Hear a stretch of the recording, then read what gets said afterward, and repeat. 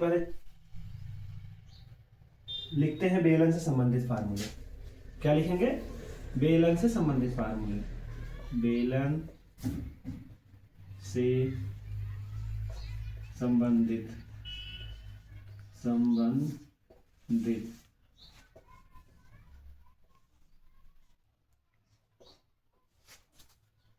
बेलन में सबसे पहले लिखते हैं बेलन का वक्र पृष्ठीय क्षेत्रफल। सबसे पहले फार्मूला लिखेंगे बेलन का वक्र पृष्ठीय क्षेत्रफल। वक्र पृष्ठीय क्षेत्रफल। बेलन का वक्र पृष्ठीय क्षेत्रफल होता है वृत्त की परिधि इंटू हाइट, ऊंचाई। वृत्त की परिधि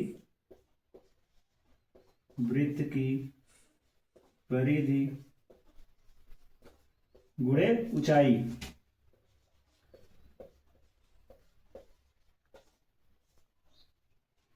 वृत्त की परिधि मेरा होता है 2 पाई आर। क्या होता है? 2 पाई आर। और हाइट को ऐसे लिखते हैं बेलन का वक्र पृष्ठीय क्षेत्रफल मेरा हो गया 2 pi r H. 2 pi r H. अब दूसरा फार्मूला लिखते हैं बेलन का संपूर्ण पृष्ठीय क्षेत्रफल। बेलन का संपूर्ण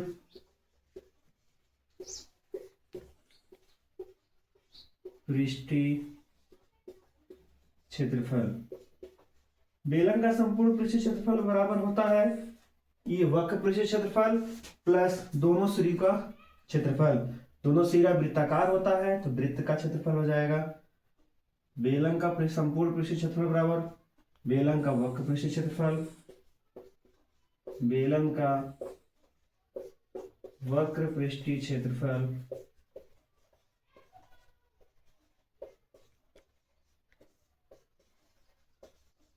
प्लस दोनों सिरों का क्षेत्रफल।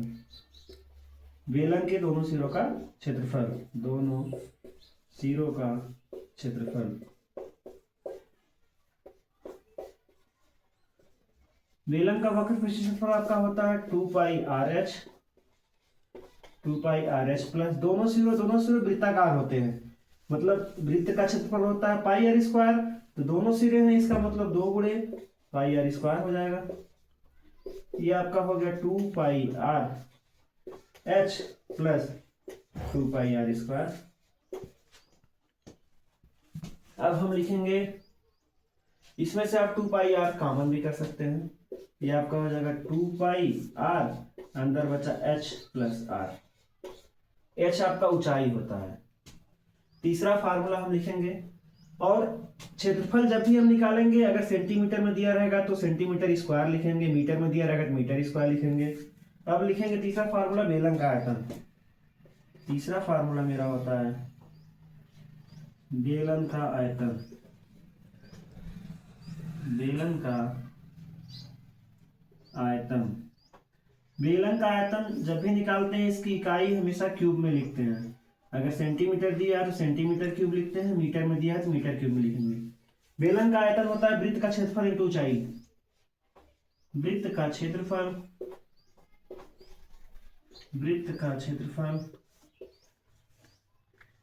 इंटू ऊंचाई।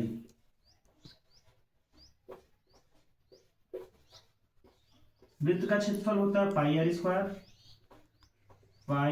स्क्वायर और ऊंचाई होता है एच। यह आपका बेलन का क्षेत्रफल हो जाएगा पाई आर स्क्वायर एच। नोट कर लीजिए। और जब भी बेलन का आयतन निकलेगा इसकी इकाई हमेशा अगर सेंटीमीटर में दिया रहेगा सेंटीमीटर क्यूब लिखेंगे, मीटर में दिया रहेगा तो मीटर क्यूब लिखेंगे। ठीक, नोट कर लीजिए इसको। अब हम लिखेंगे शंकु से संबंधित फार्मूला। शंकु से संबंधित शंकु से जो भी संबंधित फार्मूला होते हैं हम इसके आगे लिखेंगे शंकु से संबंधित फार्मूला। सबसे पहले तो हम इसकी तिर्यक ऊंचाई जिसको एल से डिनोट करते हैं उसका फार्मूला लिखते हैं। तिर्यक ऊंचाई बराबर होता है एल स्क्वायर बराबर H square plus R square. जहां एल बराबर तिर्यक ऊंचाई या तिरछी ऊंचाई दी रहती है। तिर्यक ऊंचाई या तिरछी ऊंचाई, तिर्यक ऊंचाई h बराबर ऊंचाई और r बराबर त्रिज्या होती है। जो वृत्त होता है उसका त्रिज्या, शंकु का जो आधार होता है उसकी त्रिज्या को r से डिनोट करते हैं। सबसे पहले हम इसकी फार्मूला लिखेंगे। शंकु का वक्र पृष्ठीय क्षेत्रफल, शंकु का वक्र पृष्ठीय क्षेत्रफल, शंकु का वक्र पृष्ठीय क्षेत्रफल। ठीक है, शंकु का वक्र पृष्ठीय क्षेत्रफल होता है 1/2 गुणे वृत्त की परिधि, वृत्त की परिधि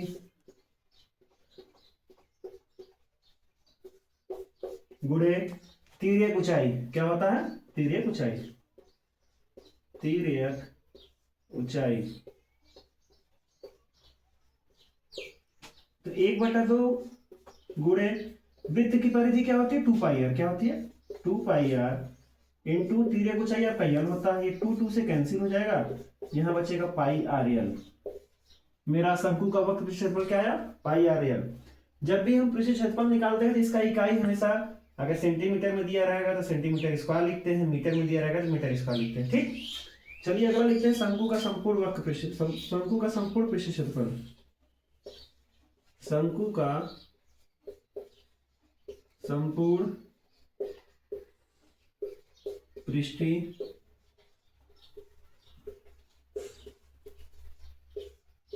क्षेत्रफल।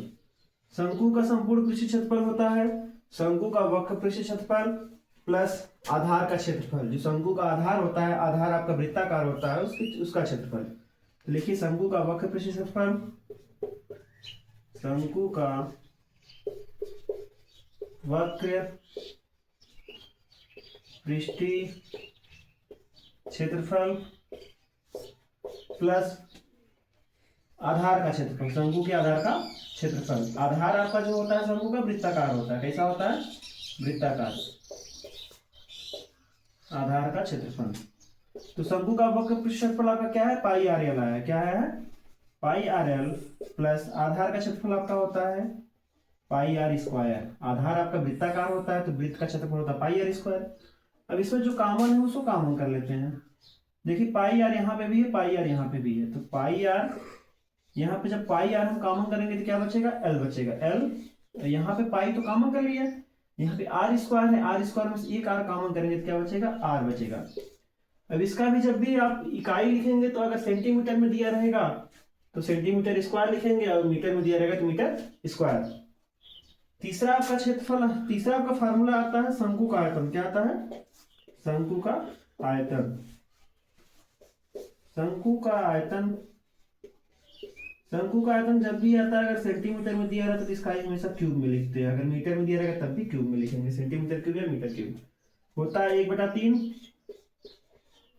गुणे वृत्त का क्षेत्रफल इंटू हाइट, वृत्त का क्षेत्रफल गुणे हाइट, हाइट मतलब ऊंचाई। तो वृत्त का क्षेत्रफल क्या होता है? 1/3 πr² इंटू h बराबर हो गया 1/3 πr² h। ठीक, नोट कर लीजिए, इसके बाद फिर आगे बताएंगे। अब हम लोग लिखेंगे गोले तथा अर्धगोले से संबंधित फार्मूले। गोले तथा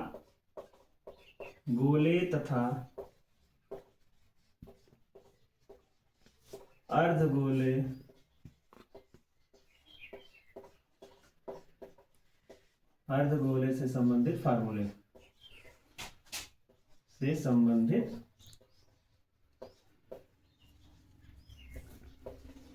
फार्मूला लिखेंगे अब हम लोग। चलिए देखते हैं। सबसे पहले हम लोग लिखेंगे, इसमें गोले में संपूर्ण पृष्ठीय क्षेत्रफल नहीं होता, इसमें बस पृष्ठीय क्षेत्रफल होता है या वक्र पृष्ठीय क्षेत्रफल होता है, संपूर्ण पृष्ठीय क्षेत्रफल नहीं होता। तो सबसे पहले हम फार्मूला लिखेंगे गोले का पृष्ठीय क्षेत्रफल या वक्र पृष्ठीय क्षेत्रफल। गोले का पृष्ठीय क्षेत्रफल, पृष्ठीय क्षेत्रफल, गोले का पृष्ठीय क्षेत्रफल होता है मेरा 4 पाई आर स्क्वायर। क्या होता है? 4 पाई आर स्क्वायर।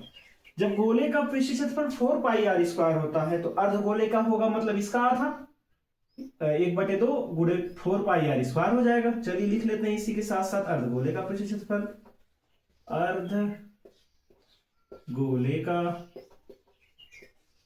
अर्धगोले का पृष्ठीय क्षेत्रफल,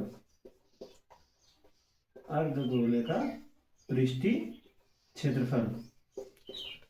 तो अर्धगोले का मतलब होता है आधा, गोले का आधा मतलब 1/2 गुणे गोले का पृष्ठीय क्षेत्रफल 4 पाई आर स्क्वायर।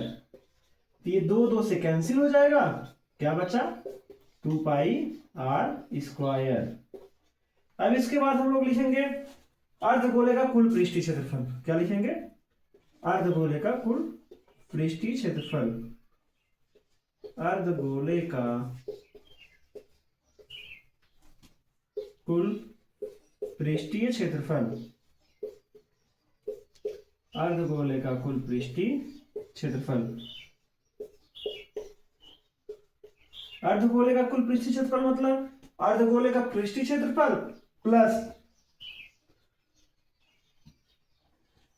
अर्धगोले का पृष्ठीय क्षेत्रफल प्लस आपका हो जाएगा जो गोले का क्षेत्रफल हो जाएगा आपका 2 pi r square plus pi r square. ये आपका हो जाएगा 3 पाई आर स्क्वायर। ये आपका किसका फार्मूला हुआ? अर्धगोले का कुल पृष्ठीय क्षेत्रफल। इसके बाद हम लोग लिखेंगे गोले का आयतन, अर्धगोले का आयतन। गोले का आयतन, गोले का आयतन होता है,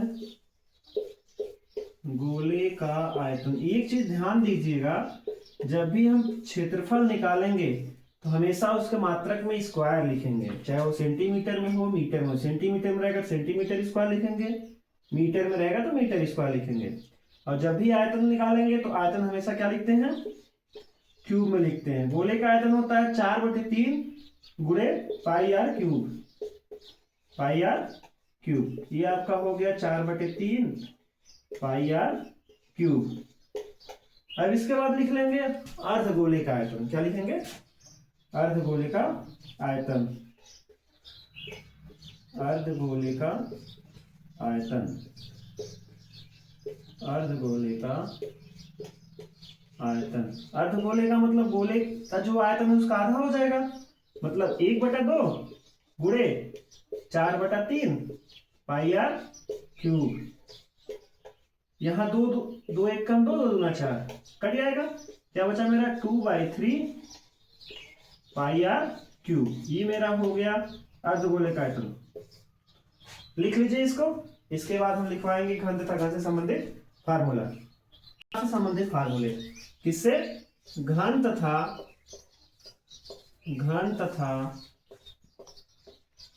घनाभ से संबंधित फार्मूला, घन तथा घनाभ से संबंधित फार्मूला।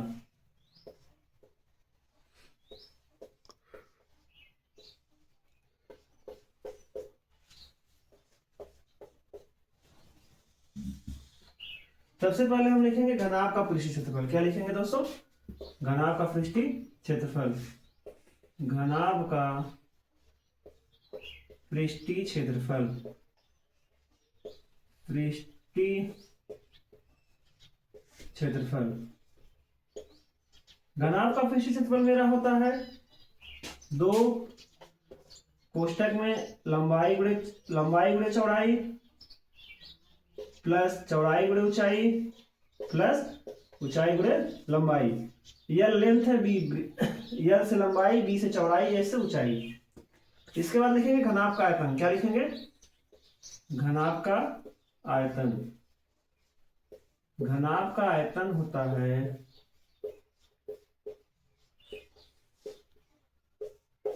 घनाभ का आयतन होता है लंबाई गुणे चौड़ाई गुणे ऊंचाई।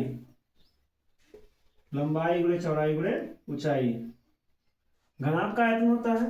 इसके बाद हम लिखेंगे घनाभ के विकर्ण की लंबाई। क्या लिखेंगे? घनाभ के विकर्ण की लंबाई, विकर्ण की लंबाई। घनाभ के विकर्ण की लंबाई होता है under root L square plus B square plus H square, मतलब लंबाई का स्क्वायर प्लस चौड़ाई का स्क्वायर प्लस ऊंचाई का स्क्वायर। इसके बाद हम दूसरा लिखेंगे घन का पृष्ठीय क्षेत्रफल। किसका लिखेंगे? घन का पृष्ठीय क्षेत्रफल। घन का पृष्ठीय क्षेत्रफल, पृष्ठीय क्षेत्रफल, घन का पृष्ठीय क्षेत्रफल होता है 6 इंटू ए स्क्वायर, 6 इंटू ए स्क्वायर मतलब 6a स्क्वायर। जहां ए क्या होता है? कोर होता है। क्या होता है? कोर। जहां ए बराबर होता है कोर। अब हम अगला फार्मूला लिखेंगे घन का आयतन। क्या लिखेंगे? घन का आयतन,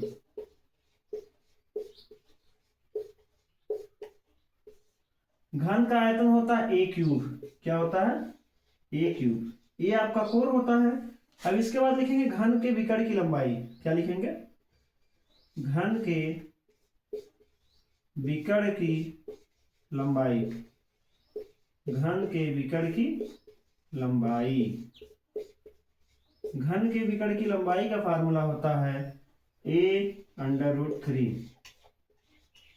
हमने पृष्ठीय क्षेत्रफल और आयतन से संबंधित सारे फार्मूले को नोट कर लिया है। अब हम लोग अगले वीडियो में एक्सरसाइज सॉल्व करेंगे। ठीक है बच्चों, आप लोग सारे जो भी फार्मूले लिखवाए गए हैं सारे फार्मूले को नोट कर लीजिएगा। अगले वीडियो में हम लोग फिर मिलेंगे। अगले वीडियो में हम लोग एक्सरसाइज को सॉल्व करेंगे।